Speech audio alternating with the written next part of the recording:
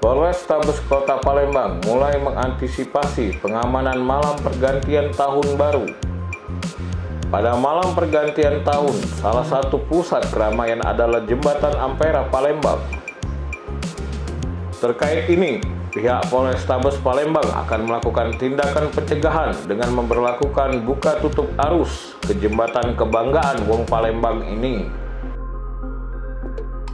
Dalam keterangannya, Kapolrestabes Palembang, Kombes Polisi Muhammad Ngajib mengungkapkan, penutupan sementara Jembatan Ampera dilakukan untuk mencegah terjadinya kerumunan pada puncak perayaan Tahun Baru 2023 dalam kondisi masih pandemi COVID-19.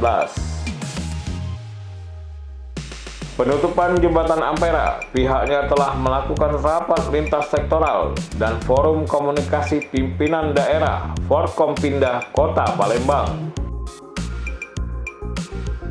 Jembatan Ampera rencananya ditutup pada Sabtu 31 Desember malam mulai pukul 22 waktu Indonesia Barat hingga Minggu 1 Januari dini hari pukul 2 waktu Indonesia Barat.